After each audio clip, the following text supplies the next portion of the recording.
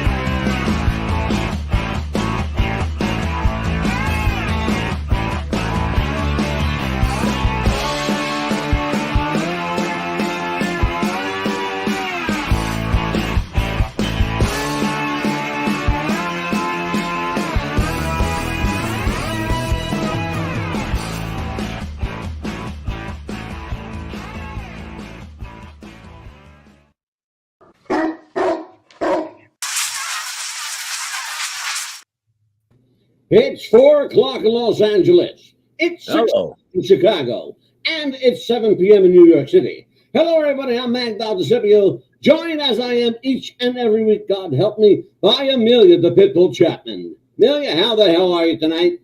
Great. How are you doing today? Well, I have a couple familiar faces with us tonight. A legend and an icon. Joining us in tonight's program, Mr. Stephen M. Plym. The M stands for money. How are you, Stephen, my old friend? I feel like $1 million in change, baby. I'll tell you what. Mostly the change. Yeah, I hear you. And our guest of honor tonight is nothing short of a legend and icon. But you know what? In a business filled with legends and icons, George Schlatter is a living monument to the staying power and longevity of great television comedy. As the creator and producer of Rowan and Martin's Laugh-In, George introduced the edginess of the hippie counterculture to mainstream television, and America couldn't help but love him for it. His new book, out in paperback, Still Laughing, A Life in Comedy, details the journey of a man who everyone calls friend and the nicest guy you'll ever meet. Ladies and gentlemen, I mean this from my heart. I am humbled and beyond honored to have as my guest the living testimony of great television comedy, Mr. George Schlatter. George, welcome to the show. Welcome. A legend in his own mind. And I will tell you what, as I said at the beginning, in a business filled with icons and legends, you stand alone, sir, as a monument. And I am honored to have you here. I brought an old friend onto the show with me. I've known Steve Plym for probably 5 or 6 years now, and we're like twin brothers of different mothers. Steve's a great guy, and I want to show everyone. George, you actually wrote the foreword of Steve's book, Tiny Tim and Mr. Plym. Yes. How did you get to know Steve, and why? Well, I don't know the answer to either question, but it's a relationship that I cherish. That's wonderful, sir. I did a little bit of homework here. You really began your career in earnest probably around 1959 or 1960, around there, and by 1964 and 65, you were already being nominated for and winning awards in television. Did you already know that you had this kind of gift in you? Do you think you were predestined to be the icon you became? I think it was because I'd already failed at everything else. I love that answer. I really do. I've had a good time. Love that. By the way, George, we have no language parameters here, so F-bomb away if you feel. Steve, my job. That's my job. I want to bring you up here, Steve. Give me your recollections, your memories of meeting George Schlatter, the legend. Well, I'll tell you, I managed Tiny. I knew Tiny Tim for 25 years. We were great friends. I was an agent. I used to book him at shows and so forth. The last 5 years of his life, I took him over as his personal manager because everybody was, slugging him down and beating him up. Okay. Push comes to shove, blah, blah, blah, blah. And we went to the 25th anniversary. Well, I'm getting ahead of myself. George invited us to the 25-year anniversary of Laughing, and we taped for 2 days in Santa Monica. But I met Tiny when I was 21 years old, and we booked and talked, and then I was his manager. I met George Schlatter. Let me tell you something. After I put my book out, all right, and until I put my book out, I had not the privilege of meeting him. However, when I put the book out, we did our national improv in Hollywood, which was, I had to pinch myself. Guess who's on stage? George Schlatter and half of the Laugh-In cast. I'm sitting on stage with George Schlatter, Angelo. I had to pinch it doesn't get any better than that. You know what I mean? And then we asked him, would he please do the foreword to my book? He jumped right on it, and he wrote the best foreword I've ever seen in my life, and I love him for it, and I'm honored, always have been, George. We had a lot of fun together. We had a lot of fun with Tiny Tim, right? Well, you know what, George, that's a great segue, my friend. I like to bring some memories back for both of you guys. Take a look at this. Okay. The toast of Greenwich Village in his first appearance anywhere, Tiny Tim.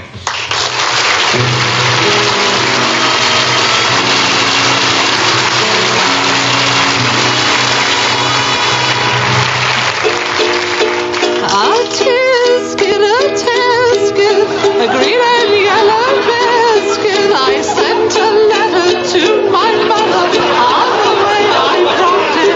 I dropped it. On the way I dropped it. I sent a letter to my mother. On the way I dropped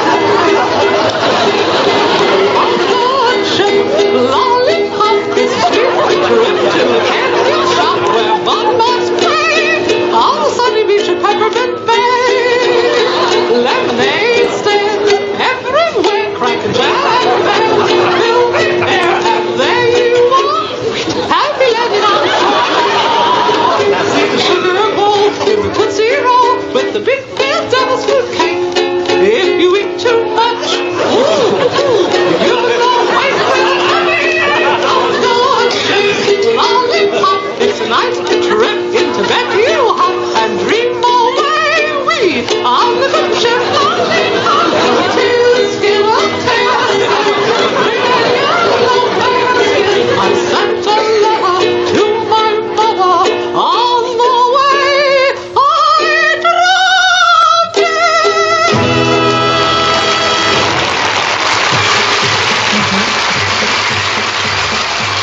If you ask me, I think the guy is nuttier than a fruitcake. Okay. Your memories of Tiny Tim, George. Were wonderful. Tiny Tim came into the office. I fell in love with him, and I put him right on the next show. And NBC was resistant, and I said, he's a very famous person in disguise. And so when he came on the air and they realized it was for real, they said, you told us he was a famous person. I said, read these reviews. He is famous. But we had great fun with Tiny Tim. Very talented, very bright man. Oh, I've got a question for you. There were a number of people, including our friend Steve Plim, a number of people who said that whole falsetto bit was an act, that Tiny was actually a rather baritone voice kind of guy, and not at all the character that he portrayed. Can you verify that for us? No, that's a lie. Tiny Tim was just what you saw on the air. He was, okay. But he was brilliant. He knew every baseball score. He was brilliant, and not necessarily the best baritone you've ever heard. But we had great fun with Tiny. He even had fun of him. He even had a sense of humor about himself. Oh, I'm sure. I'm sure. Amelia. Yes. He did a lot for us, by the way. George Schlatter. Mr. Schlatter, who was the most favorite person that you got to work with? Your favorite? Other than Mrs. Slaughter, it would be probably Goldie Hawn and Lily Tomlin. There you go. One of my two Doing favorite that. people. Can't do better than that. Yes. Absolutely. That was it, Neil? Oh, no. That was only one question. And how long did it take you to write your book? What time is it now? Well, what we did, my assistant, Martha Bowes, followed me around, and I just telling her stories and telling her stories and telling her stories. And then we give it to John Max, and I said, take everything out that I don't want to read about, that Jolene doesn't want to hear about. So when he shortened the book to about half, well, that's what came out. What's not in the book is colorful and of questionable value. We had a great time writing the book. It was just about laughing.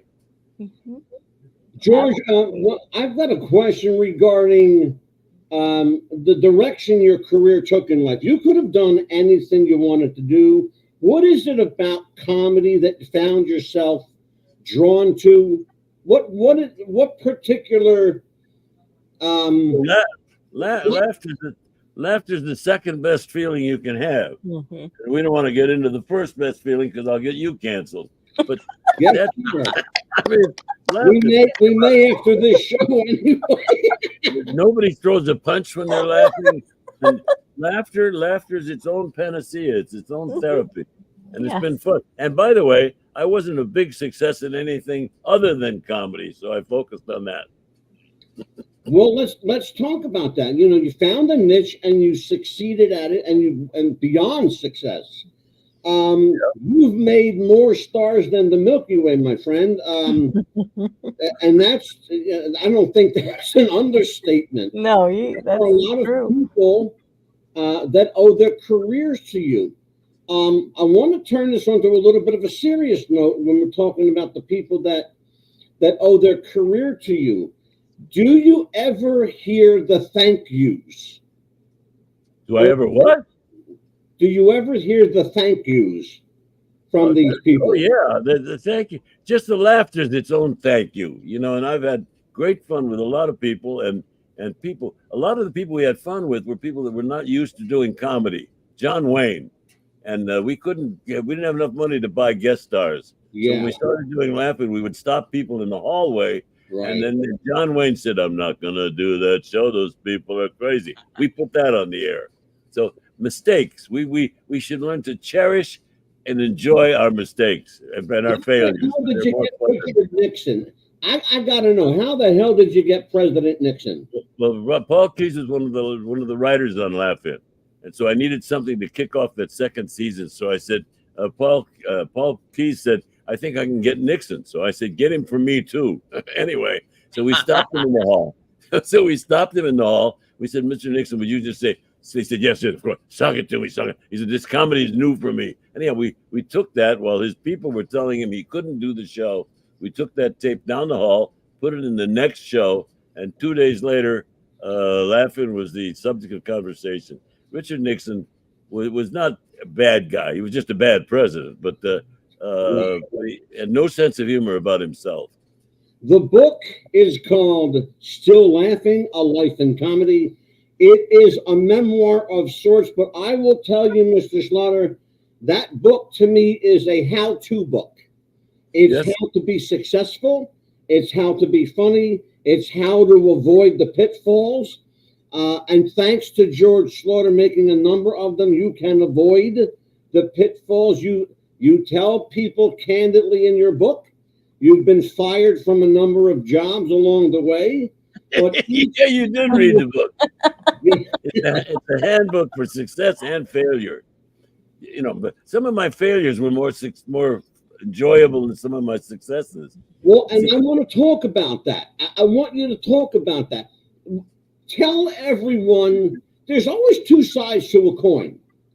I want you to tell everybody about the invariable failure that turns into the success. Perhaps my most famous failure was Laugh-In was a huge hit, and so they said they wanted to do a new show. I said, I've got an idea for a new show that's going to blow all the rules. So they said, fine. So we came in with a show that was done as smooth synthesizer and synthetic music, and pictures and whatever. And we put it on and so we taped this show, and they saw the pilot, and NBC went crazy. Bristol Myers loved this show. It's called Turn On. And it was a collage of all the new editing techniques and new sound effects. And yeah, we delivered the show, and the commitment was for 13 shows. Bristol Myers saw the show and upped it to 18 shows. And yeah, we put on the show, and a guy in Cleveland wanted to keep Peyton Place on the air. This guy was some kind of a brain donor that loved Peyton Place. So he started calling all of the stations. So we had a premiere party in New York. And by the time it went from New York, he was calling stations all the way across the country. And by the time it got to California, it had been canceled. So this big hit show that was a big, flamboyant expose got canceled after the first 20 minutes. And and so they said to me, this is great. We'll say we're going to cancel it, and then we'll put it back on the air and surprise everybody. I said, I'll tell you what kind of a surprise. It's going to be off the air. And so they took it. It only aired 20 minutes. And so then what happened, now some students have found the tapes of that and have now put it out, and people are looking at it, and it's very progressive and disturbing even now, which I'm still proud of. But it was a mind-blow show. And anyhow, that 20 minutes became the most famous cancellation ever in the history of television. I had a lot of successes, but none that I enjoyed as much as being canceled 20 minutes into the first show. Mr. Schlatter, did people at the time realize that Rowan Martin's Laughing was a poke at the counterculture? Yes. Well, there was nothing new. So NBC had nothing to put on opposite Lucy and Gunsmoke. And they needed something to put in there. There was nobody was going to put a regular show in. So I said, well, I've got a show I'll put in there. So we delivered Laugh In, and they put it on because they had nothing else to put on the air. And by the third show, people were talking about this new experience, and it was a mind blow explosion, of comedy and laughs and sound effects. Right. And by the third show, it got a big rating. And I mean, I'm arrogant now, but if you can imagine me with a 50 share, whoa! Oh, and, every week, every week, the censors would go into Herb Schlosser's office and say, "This man's doing this and doing that." And he said, "I'll talk to him." So I'd go into the president's office. He'd say, "We have to have a meeting." I'd say, "Well, what do you want to talk about?" He said, "Do just what you're doing." Because nobody'd ever heard of a 50 share before. But we had Goldie and Lily and Artie and all those people. And it was an adventure. But many of my successes are as much of an adventure as many of my failures. But it's been fun. People who don't understand what a share is, a 50 share is unheard of in terms of today's television. If you get a 12 or a 14 share, the network's ready to kiss your ass and butter your balls. Not a bad feeling, by the way. see, what I miss today, I see dark colors and I see people in black suits, and I don't see any color. I don't see anybody having fun. I don't see anybody thumbing their nose at society. And they have so many rules now. We had rules then too, but I would say, okay, why don't you just not put it on the air? George, let's talk about some of those rules. You got away with a lot of shit now, friend. You got a lot. You got away with a lot of stuff. One of the things you got away with that was, and I'm a huge fan of double entendres. You got away with a lot of sexual humor on back in the day. How the hell did you pull it off with the network? Well, they didn't understand it. See, that they had never been exposed to anything like that. But it was going so fast that when they were telling me we couldn't do something at one end of the studio, we were doing something else at the other end. It went so fast, and they didn't understand what we were talking about at that point, because nobody had ever gone in with anything like that. And it was an adventure, and it was a bunch of adult children in a huge playpen and it was so fast that before they realized we couldn't say something, it had been on the air, and the audience loved it. It was an adventure. Stephen Klim, question for George Schlatter, my friend. What did you just say? Questions for George Schlatter. George, how come no Christmas cards? How come no birthday cards? 20 years now, man. Well, they're on their way. The same thing happened to them that happened to the censor's notes. It just never somehow or other got in the mail. And Angelo, I'm going We to had a repeat good time. myself. Angelo, I'm going to repeat myself, not because I have Alzheimer's. I have half Alzheimer's. I remember half of the shit that I say and do. But I just got to say this That's better because than we're I live. have. And this goes down to posterity. This is Angelo's best show. And Mr. Schlatter, I want to tell you on camera, for you to endorse me and my book and to sit on stage with you at the Hollywood Improv and share microphones with you. I'm telling you, man, I had to pinch myself. Thank you so much. If we're going to bullshit each other, this is not going to work. Yeah. See how he is? I love you, man. love this man. Can I just tell you, I love this fucking guy. See, Oh, television, man. Beautiful. television today is just a means of broadcast. You broadcast the show, but nobody's breaking the rules. We made new rules. Yeah. I think I miss the adventure we had then, and I miss it because Goldie Hawn came in and she was a dancer, so she came upstairs and she said, "What were we going to do?" Because she was not a comedian. So we gave her an introduction of Dan Rowan. She screwed it up so bad. She said, "Oh, I'm sorry, I'll do it again." I said, "No, Goldie, that'll be just fine." Goldie never got to rehearse after that. But Goldie is one of the brightest people in the world, but we never let her do anything without being interrupted. See, that's what I miss in television today. Everything is organized and black, and we put those windows, right? We had a piece of material that had those squares on it, and those squares became the set. And so we would open those squares up, and now we built sections of it we could take to anybody's house. So we could have anybody that was not going to do the show pop on into one of those windows. The unexpected, the adventure, the anti-establishment is what we lack today. Yeah. And I would love to see more of it. Question for you right there, right along that line. And I'm gonna hit you right there with it. You've been around this a long, long time. You've seen the evolution. When did we all of a sudden become so fucking proper? Well, it's because there were more rules. See, rules and rules and rules. Rules are there to show you what it is you don't want to do. Yeah. And you do it. If you focus your career on doing what you can't do, chances are you'll be a success.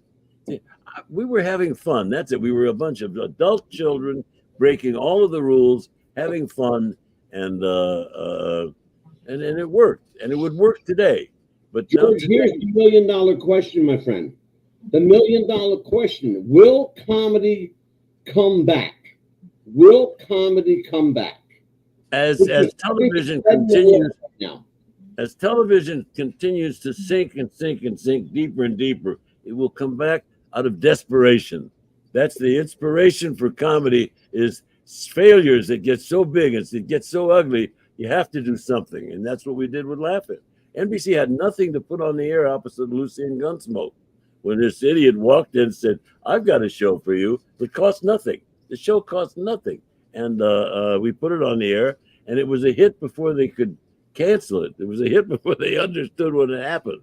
That's what I look for. I look for adventure today. And it's there. The performers are there. The comics are there. The artists are there. All they need is a window. And it'll happen out of desperation. Well, I'll tell you what, one of the people that we spoke about him briefly, one of the people that you've been associated with over your career, of course, the legendary Tiny Tim, whom my dear friend Stephen Plym has had the honor and pleasure and privilege of managing. Could a guy like Tiny Tim today make a living? Could he have a career? Tiny Tim was half of the thing. Tiny Tim was brilliant and he was funny, but what he needed was the window. And they weren't going to put him. They said, "You can't put this guy on the air. He's a freak." I said, "No, he's a very famous guy.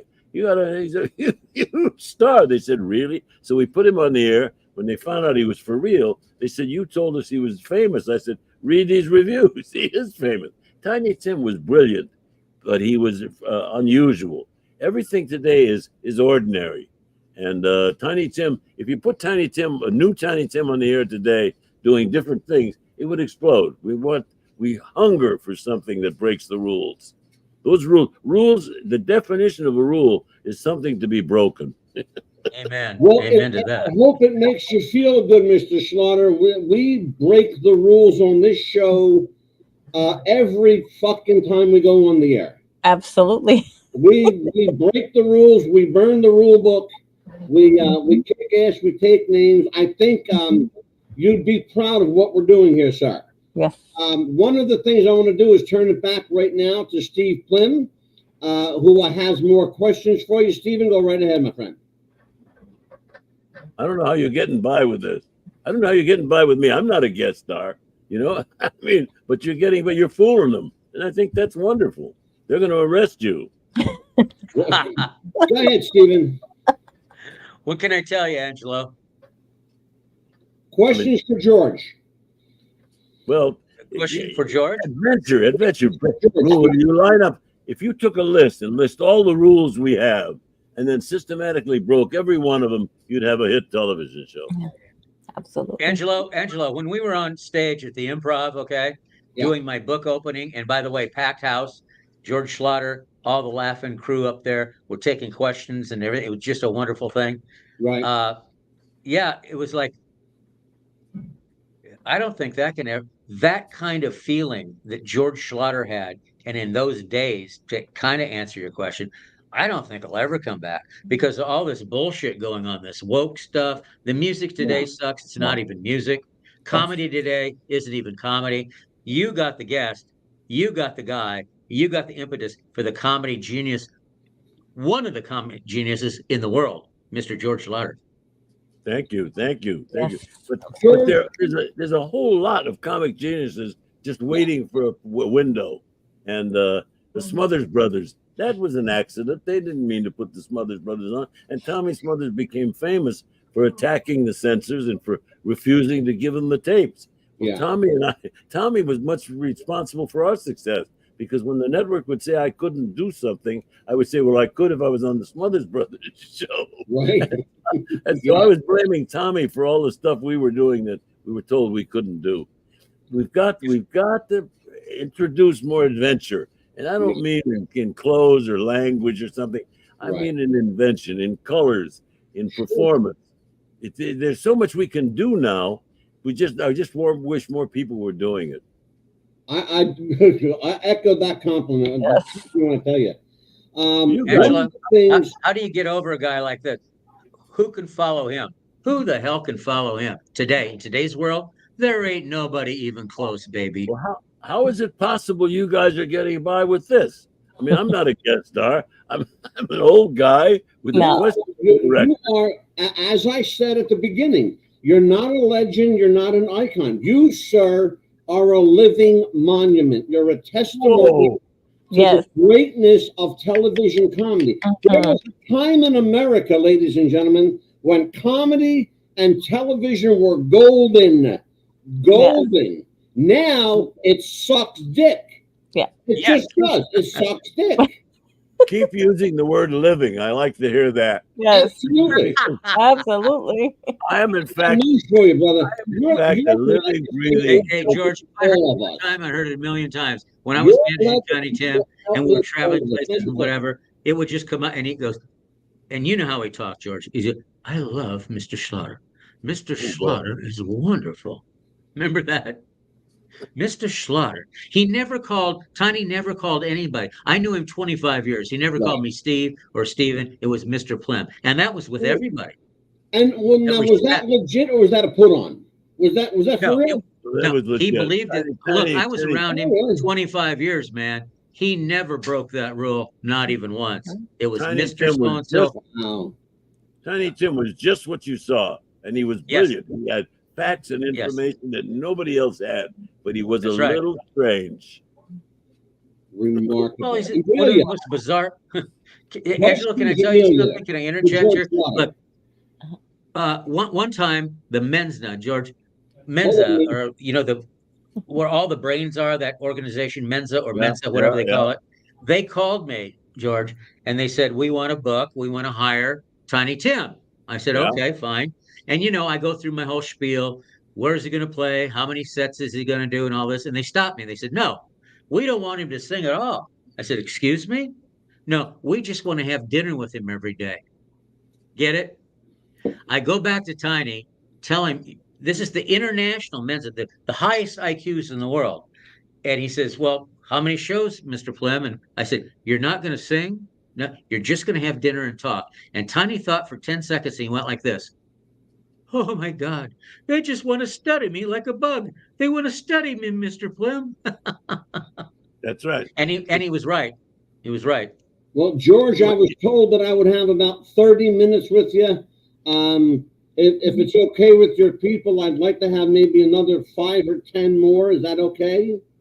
Yeah, Tiny Tim, we should have more of those. The fact that you took a chance on Tiny Tim and sent him to me was the first step. We need somebody that will take that kind of an adventure, because there's more me out there, there's more you out there, and there's more Tim out there. If anybody has the guts to combine those elements, you can have another explosion. Way to go, George. Thank you very much. Amelia, questions for George Schlatter? First, I wanted to say our condolences to the family of Bob Newhart. We just learned that we lost him today.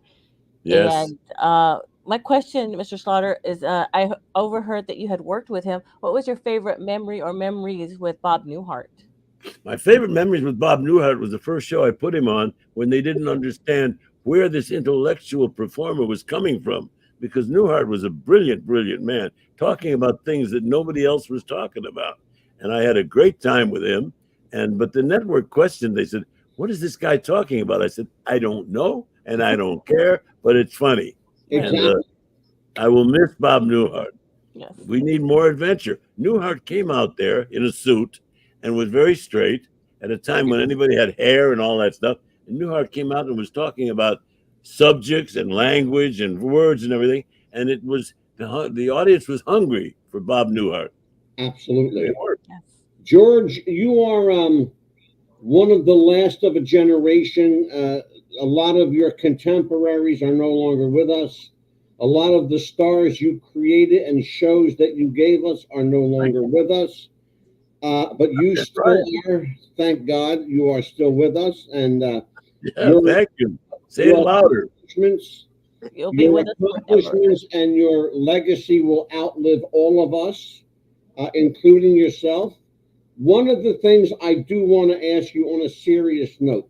What's that? You gave us incredible talent over the years. Where is the next batch of great? Where are the next Sinatras?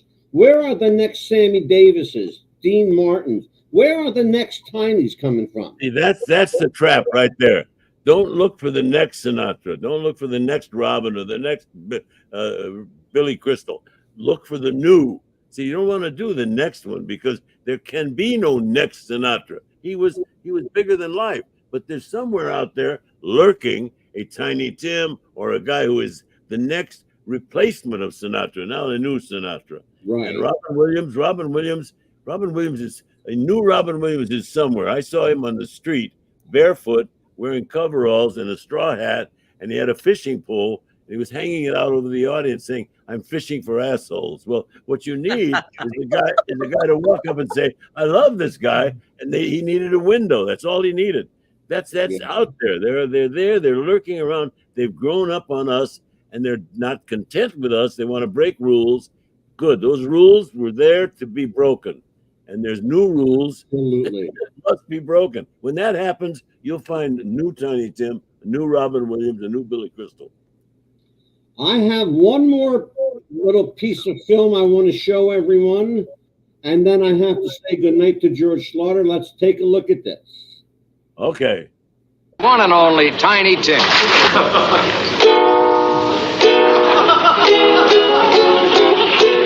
I'll tiptoe through the window, by the window. That is where I'll be. Come tiptoe through the tulips with me.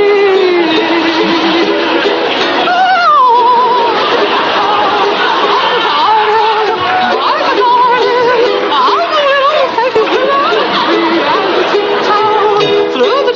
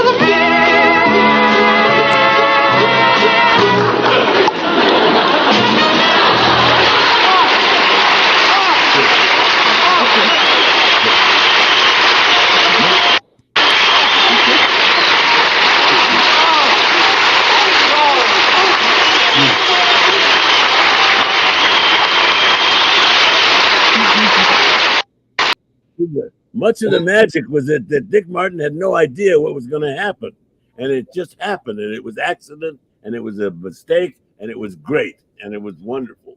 I am so thankful to hear you volunteer that. I was going to ask you, was that a bit? Because if it was fucking brilliant. Well, no, it was a mistake. Dick Martin had no idea what Tim was going to do, but I did. I was the only one in the building that knew what Tiny Tim was going to do. And when he came on, the audience went crazy, and they wanted him. Tiny Tim became a star the next day, and he would be. You couldn't do a new Tiny Tim. I have to let you go, George. Thank you so much for joining us tonight. I am so honored. I'm humbled to have you on my show. I don't know whether honored's the right word. Just promise to have me back in less than 30 years. Absolutely. Yes. Lord willing, and the creek don't rise, I'll have you back in 6 months. I'm serious too, for sure. Yes. I'll come back anytime. I'll sneak in to get in. Thank you, George. I'll let him in through my door. Hey, George. Steve, say good night. Steve, say good night to George. Good night, and thank you for everything you've done for my career, George. Thank you. I'll do it again. It was a pleasure. George, thank you for giving him a career. It got him out of the house a little bit. Great fun. Thank you. Glad to be here. Thank you, George. Take care. Good night. God bless. Bye-bye. God bless, baby. Oh. That was spectacular. Yes. Wow. That was George fucking Schlatter, television legend. Are you shitting me? Best of the best, guys. Kidding me? Wow. I'm so happy. I got to run a commercial now. God. No better commercial than for sweaty balls. Watch this. Do you have sweaty balls? Or volleyball netty balls? It's time to make them ready balls. The Manscaped.com Lawnmower 3.0 will do the job and clean your knob with its patented no-nick head, so your head will function as desired. Enter promo code Wrestling Future for a generous 20% discount. That's enter Wrestling Future for a 20% discount. Manscaped.com and Wrestling with the Future, going balls to the walls with Manscaped.com and the Lawnmower 3.0. Your balls will thank you, and so will we.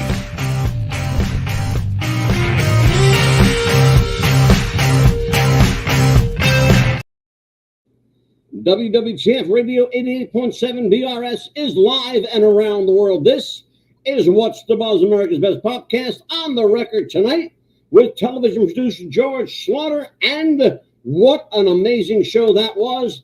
We still have an icon with us. His name is Stephen Plym. Stephen M. Plym, in fact. The M stands for money. He is the author of this amazing, check this book out, Tiny Tim and Mr. Plym. Guess what, Stephen? You're up to bat, baby. Okay, let's hit a home run. What do you want me to do? Questions, answers, whatever, baby. I love the show, by the way. What we're going to do. I'm going to ask the questions. You're going to answer them. How about that? Okay, I'll try. Okay. Okay. When did you first meet Mr. Tiny Tim? I was 21 years old. Yes, sir. I opened my first entertainment agency when I was 19. I had a band for 7 years. That's all I've ever done. Went right into booking bands. I was a young agent, 21 years old, and I booked Tiny Tim. Now check this out, man. I booked Tiny Tim, and he was height of his career, right? I was so excited. In Waterloo, Iowa, at a club in Waterloo, Iowa. So I took my mother and my father and my wife and a couple friends up and watched the show. That was it. Went in his dressing room, brought my mother in. Tiny took his tie off, signed it to my mother, sprayed it with perfume, shook my hand and said, "Let's be friends forever." And from that day on, seriously, that day on, we were friends, talk, blah, blah, blah. Then I would book him at engagements, you know, where he was going to perform and whatever. And we get together for social things. But the end was, or toward the end, he was so fucked up by so many people, agents stealing from him. Seriously, man. I mean, theft. Well, can we talk about? I want you to really like kind of elaborate on this, because we didn't really have the chance when Vince Russo was with us on the show. We didn't really have a chance because we were kind of under time constraints. But we've got the time now. So let's talk about Tiny was, as you and I talked privately, Tiny Tim was very naive in some areas. He always wanted to be paid in cash. He always put his money in his shoes. Thanks for remembering that. Hey, you could always tell. Very good student of our history. Payday, everybody that's listening to Tiny Tim, you could always tell when he got his money, because he's from New York City. He would always take the wad of money and put it in his tennis shoe. Dude. So he would walk like this, uneven. Yeah, he would walk with a limp. Had money. he walked with a limp because his shoes were unbalanced. Right. So you know Tiny had money. He was paid. So where did that? Was it his nature just to be kind to everybody? Did he not know, Steve, that they were mistaking his kindness for weakness? Sometimes in serious conversations that he and I would get into, okay? And I mean very serious conversations. Sometimes we'd park in front of the hotel in a snowstorm, right? And talk until the sun came up, okay? And in those conversations, yeah, he knew that. He got it, but he didn't care. Was a loving, kind human being. Okay. Yeah. He was my best friend. He would do anything for anybody. Now watch this. I'll tell you an example. Okay. I think you know this, but he was going to a long trip, Australia. Okay. 14-hour flight or whatever. I pick him up at the airport. He's got one bag. That's it. We go downstairs. The cab comes to take him to the airport, right? Right. Tiny opens his wallet. Bill. Right? Yep. That's it. The guy comes up 2 feet, grabs his bag, walks by 2 feet. Tiny hands him $50. I said, "What are you doing? What are you doing?" He said, "Mr. Cliff, he needs it much more than I. I'm favored by God. God will take care of me. Don't worry." I said, "Let me give you some money. You got to have money on this trip." "No, Mr. Clem, I'm fine." That's the kind of giving, caring. And a lot of people may say, well, he's stupid or he's an idiot, whatever they want to say. He was a good humanitarian man. And he believed in Jesus Christ. And he took care of everybody. Everybody. He did. Because he said, you know how much he was worth? Did Tiny have any idea how much he was worth? You mean in monetary money? Yeah, financially. Financially. He wasn't worth shit financially.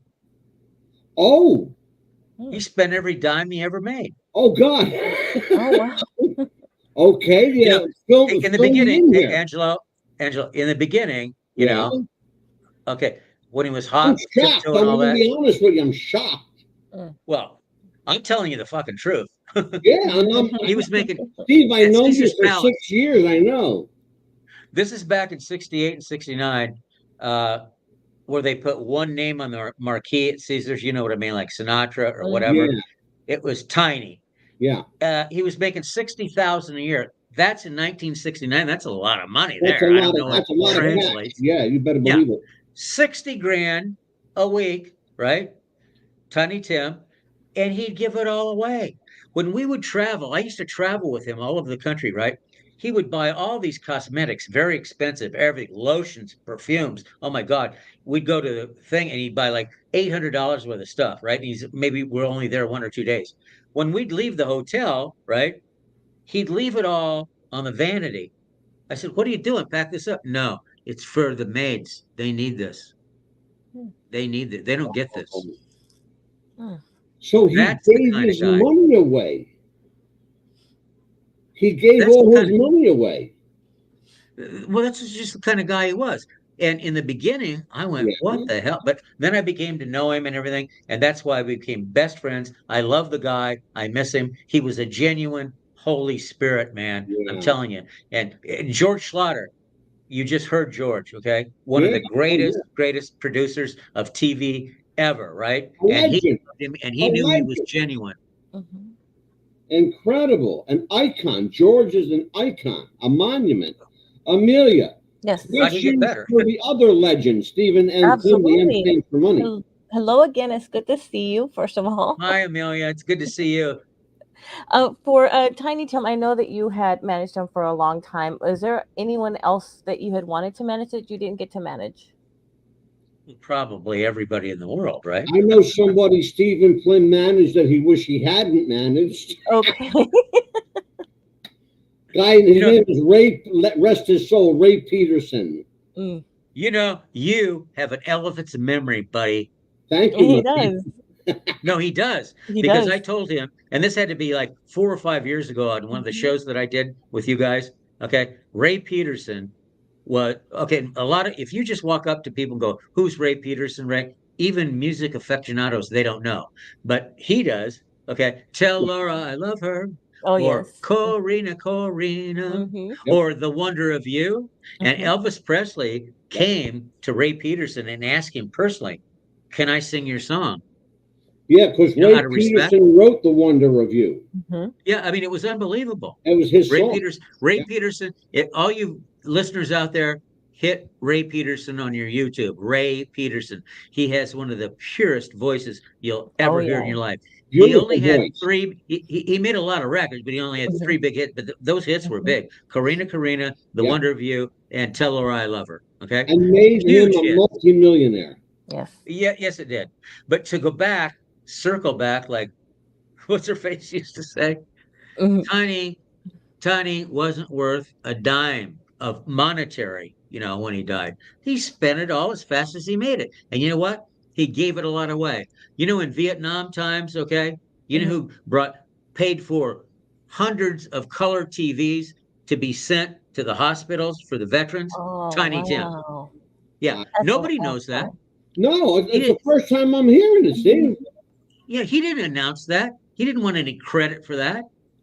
He's just a caring guy, and he's taking care of guys with no arms and no legs that stood up for America. And I'm telling you, Tiny Tim was a real American. He was a John Wayne, okay?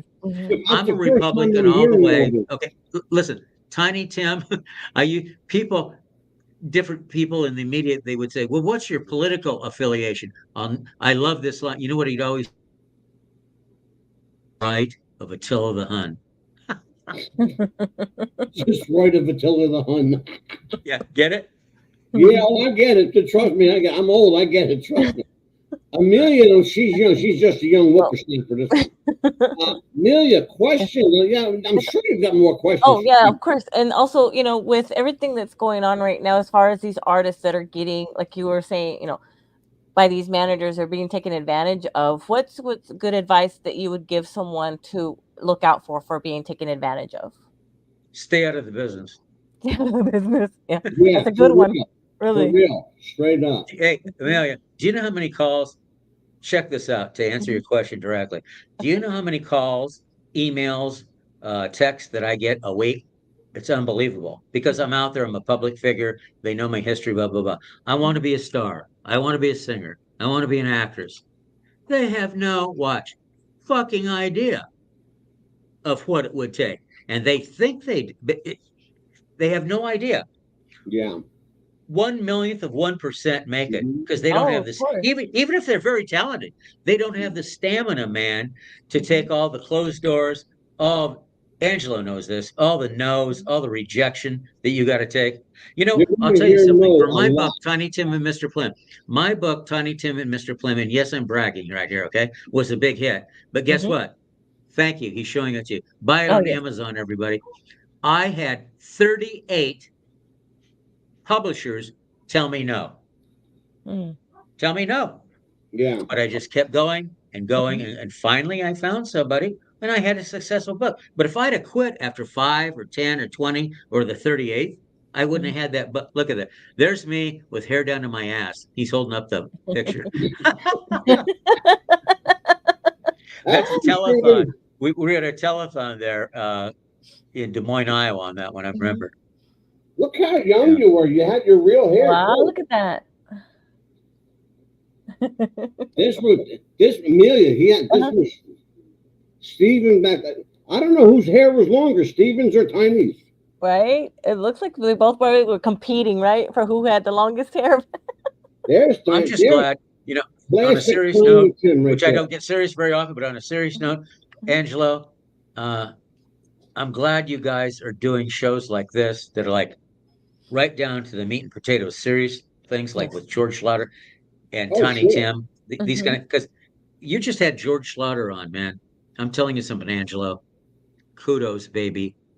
Thank you. He doesn't just go on any show. Stephen, I never asked you about this. I want to show you some pictures. I want you and our listeners, our viewers also, to take a look. Oh, wow, that's a nice one. Now, it's out of my book. Oh, this is okay. This one down here below. Angelo, put it up again, please. Yeah. The one down below on your left. Okay, that's me and Tiny at a Christmas party at my house. Oh, I'm drunker than shit. I'm drunker than shit, and so's Tiny. Look at us. Yeah. We're shit-faced. I was going to ask you Those about are the best times, though. You Tiny drank it a little bit, but I was going to ask you. When Tiny drank beer or wine or anything, it was out of a straw. Oh.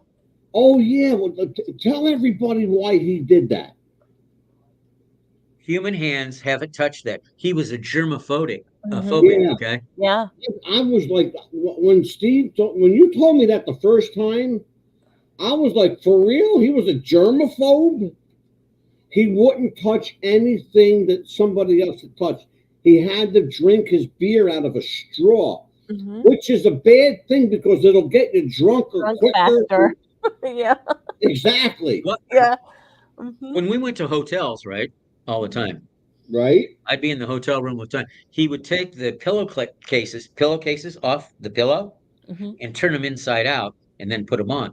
And in the beginning, I said, "What the hell are you doing?" He says, "Mr. Plum, there are germs here. No matter, I don't care how many, no face, nothing has touched the inside of this pillow. Right. So I choose to do that." Germophobic, man. Yeah. I'd have to call ahead to restaurants that we were going to, even 5-star restaurants, the Four Seasons in New York. And I go, I'm bringing in a Tiny Tim, and I'd have to give them an agenda. Yeah.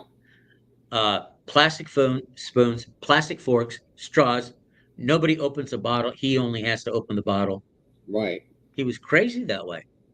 That's remarkable. Unbelievable. But they did it for him, you guys, because he was Tiny Tim. You know what I'm saying? Absolutely. I'll tell you what, let me take a one last commercial break, and we will be back right after this word from our friends at Shopify. Jess wanted to start a business when something surprising happened. Today, I'm going to teach you how to crochet. She started crocheting, like a lot. And her friends noticed. Jess, you need to sell those. So, she signed up for Shopify and started building her business. Yes, I love that. And after a lot of hard work, this happened. Oh my gosh, I just made my first sale! You see, every day, hundreds of businesses get their first sale on Shopify. We got ding! And the next could be you. So when you're ready to bring your idea to life and become your own boss, build it on Shopify.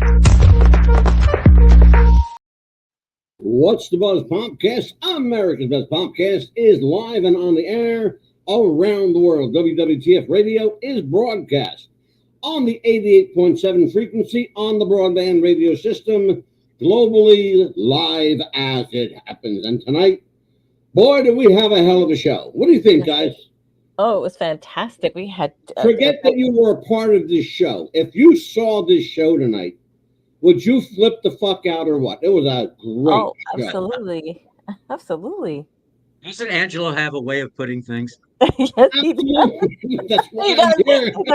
Hey, he's so subtle, isn't he? By the way, on a serious note, I'm seeking representation. So if there are any management people out there, here you go. The mad dog is looking. Oh, putting it out there. Knowing that I have one sitting right here in front of me, Stephen Plim, you still won't represent me, you little prick. Because he's probably going to represent me first. I'm just kidding. Represent you for what? We could make it a package deal, okay? There you go. See? No, this ain't no package. That package is going back to Amazon. Oh, thanks a lot. Look at you. But no, listening to shit. Tiny Tim Anyway, singing that song, Tiptoe Through the Tulips, reminded me a lot of my dad because he used to sing that song to us a lot as kids. And then when he started playing it, because he had the album, and I was like, uh-oh, my dad's starting to clean again. Uh-oh, we're starting, get up, everybody. My mom and dad are right? starting to clean because they started taking turns playing their albums. Yeah. Yep. Were your Steven, parents? Hmm? No, I was going to ask her. Are your Yeah. parents? Were they fans of Tiny Tim at that time? Yes. Even especially my dad. My dad was a huge fan. Still is. Wow. Yeah. Scary, ain't it, Steve? It's a frightening thought, but you know what, though? If you think about something on a serious note, that's exactly what an icon is. That's what a legend is. Somebody who transcends their own life. Yes. That's very good. People 100 years from now, Stephen, 100 years from now, people will be talking about George Schlatter and Tiny Tim and Dan Rowan and Dick Martin and Stephen Plym. Yeah, I was going to say Stephen Plym. Don't forget. They won't be talking about Pitbull Chapman or Mad Dog DeCipio for damn sure. You know? Yeah, nice accolade, but man, when we're gone, we're gone. There's 2 or 3 weeks of mourning and then a year of remember him, and it's all over. But that's the thing, though. Listen to me. Here's what I'm saying. I'm being serious, so bear with me. I'm being very serious. Tiny's been gone for a long, long time, and he's still with us. His music is here. His videos are here. His movies are here. His albums are certainly still. His albums are still selling. Yes. Steve. Yep. Mm-hmm. And you're probably making a couple of bucks on them. I know that you have some of Tiny's merchandising, some of his licensing. But let's be honest about it. Let's be just candid about it. He's still selling. He's still selling. Let me tell you how smart you are, mister. Yes, and I mean this seriously. Okay. Tiny Tim right now, I'm not trying to equate him to Elvis Presley's money at all, but Tiny Tim is making more money right now than he did when he was alive. You get that. Because you've been in show business. You understand it. Okay? I do. Most people don't. And I don't have time to go into it, but Tiny Tim was an icon before there was Kiss with makeup, before there was all these artists with exotic things. There was Tiny Tim. Yeah. And he dressed that way every day when he went to the supermarket. That's just scary. When he and I would pick him up, he goes, Mr. Plym, I have to go to. My God, you know what that would be? 3 hours. Because up and down the aisles, he has to read every label, and then people come, and then he has to sing to everybody. It's 3 hours at a time. Used to drive me fucking nuts. I'm going to ask you to do something for me, Steve. Uh-oh.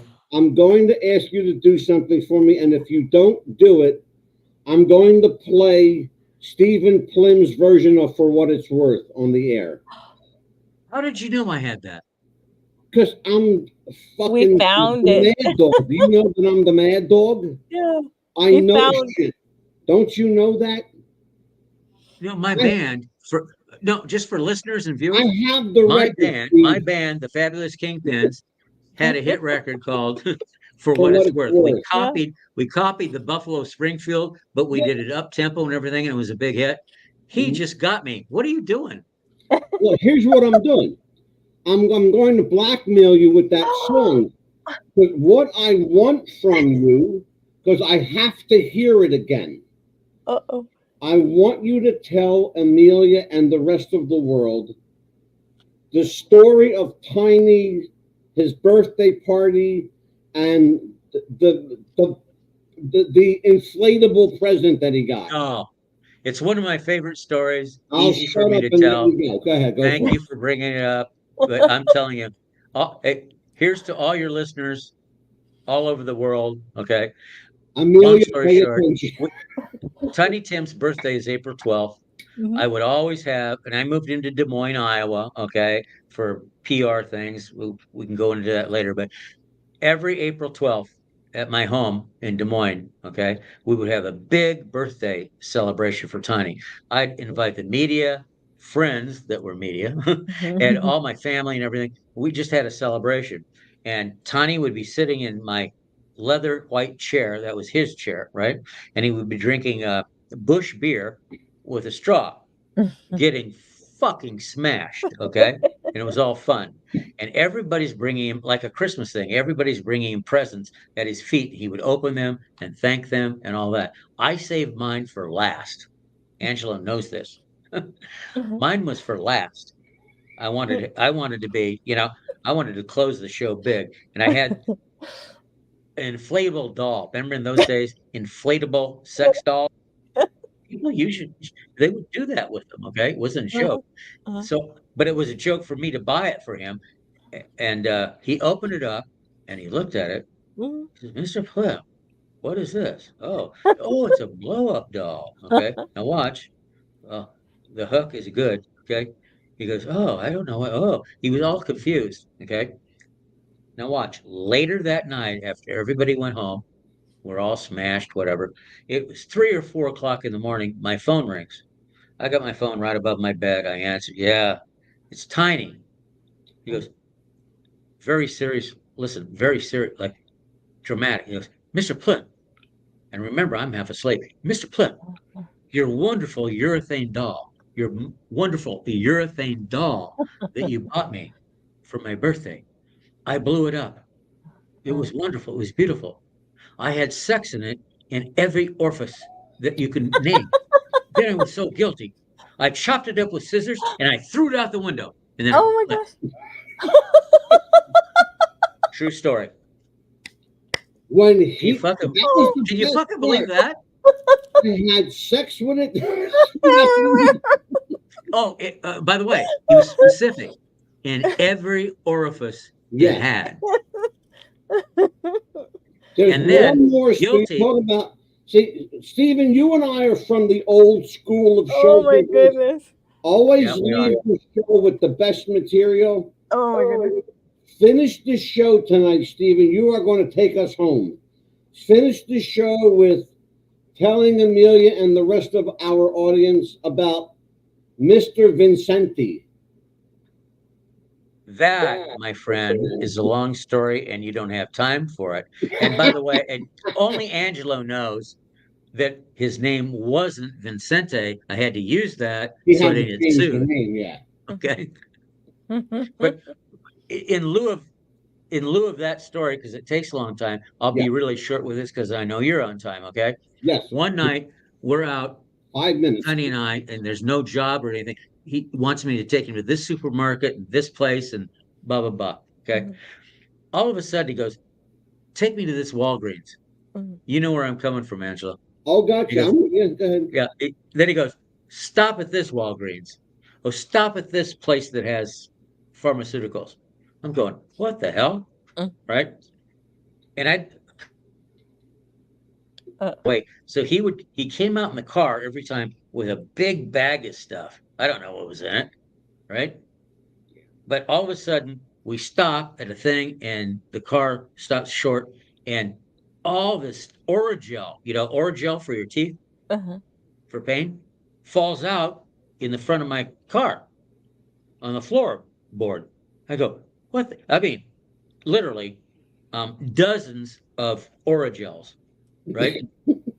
And Tiny looks at me like really weird. And I said, Tiny, is this what you've been buying everywhere? He said, yes. I said, why? What are you doing? He says, Mr. Clem, let me explain this. All of you men with sexual partners can last forever. I can only last 2 or 3 seconds. But I figure this, the wonderful, and he call it the wonderful Oragel. It numbs the tooth for no pain or no feeling. So I feel it could numb my penis for no And I can last longer like you guys. That that's what he did. That's a true story, Amelia. Oh my goodness. True story. We must have had, Amelia, we must have had 100 tubes of Oragel on my floor. Oh my Not goodness. kidding. True story. How can you make shit up like that? Right. Oh man, I'll tell you what. I love shows like this, folks. It doesn't get any better than Stephen M. Plym and George Schlatter, legendary, iconic producer, along with one of the finest entertainment manager agents Yes. around. And us two schleps over here, me and the pit bull. Well, But I'll all tell I you can tell what, we I just want to say this in closing. I want to say this in closing, okay? sir. Sure. And no bullshit, and I'm not trying to blow smoke up your partner's ass, okay? And he knows Yes, that, sir. okay? Yes, I've sir. watched you guys. I've watched him specifically, okay, Angelo, for the last 5 or 6 years, okay, building his business, Yes. building his, repertoire, building his everything, My okay? brand. There's no harder worker. There's Yes. no harder worker than him. Oh, And he does all absolutely. the homework. He Yes, doesn't he just go on. does. Yeah, he didn't want to. He doesn't go on stage with people No. and ask him questions. He already knows the answer. Oh, yes, He's he like a does. smart one. He already knows the answer before he answers the question. He's a See? good So teacher. yeah, so nobody can fucking fool him. Okay. Nope. Oh no, they can't. He's proven that. Yeah. We have a couple of psychics and ghost hunters that will attest to that. That flipped us off the bird and called us names. Then Well, I just like the artists that I've handled in my life, and I watch them grow. People that I handle and grow and mature into their thing, and they're all talented, but they needed maturity and this and guidance. Okay, I wasn't fortunate enough to manage your partner here, but my analogy is I've watched him through his shows way back when. Okay. I don't mean better guests, but I mean high profile guests, guests that draw an audience in. Okay. And then he does his homework. He knows the questions to ask. He already knows it. Okay. Yes. And that's why he's so successful. And I love it. I've watched him. I've followed him. I have followed him. I love that. Boy, he's a fantastic person, and I told him that every day, and I thank him every day for helping me and teaching me everything he knows. What are you doing down where you're at right now, I must ask? I'm unemployed right now, so I'm looking for work. Okay. They've turned me down several times, but I'm going to keep on going. Okay, can I steal you from DeCipio? Come with me. I've been trying to get rid of her for the last He has been. He's been trying to get rid of me. No, I'll tell you what. By the way, Angelo, I got to tell you something Yes, on a sir. side note here before you close out. Sure. This afternoon, about 3:00, and I'm watching your ad. I had all my peeps, not all of them, but probably 50 or 60. Okay. See this phone here? Yeah. It's loaded with accolades of what we just did from my people. Yeah. Wow. Appreciate it. Thank Well, you. I'll tell you what. I got to tell you something. It's making the rounds. So I'm very grateful. I will tell everybody that this is one hell of a way to finish out the week. Yes. Join Amelia the Pitbull and myself Monday, Tuesday, and every Wednesday for What's the Buzz, America's Best Podcast. We have a brand new show that premieres on Wednesdays. It is called That's Bullshit with Rico and Stretch. And Pitbull's got her hands full with that one, God help you. You thought I'm bad? You got double trouble with them two, kid. I got news for you. On behalf... Amelia, I got to tell you something. You're beautiful. You're articulate. I love seeing you partners with him. Yes, sir. Okay. And I think both of you, I'm telling you, man, you two, that combination of you two. Yes, sir. Wow. The Thank sky's you. the limit with you guys. Yes. Thank you. Thank you, Stephen. Thank you so You know much. what, Amelia? Mwah. I'm going to have to I'm going to have to give you a night off, Neil, because I think, at this rate, I got to have Stephen Plym as a special guest co-host one night. Oh, absolutely. He would make a great special co-host. You know I'd be what? honored. I think what I'm going to do, I'll just tell you right now, I got the perfect show for you, Steve. Yes. I have my friend Lacey J. Dalton coming back. I turned her on to you. I know that you know Lacey. Mm-hmm.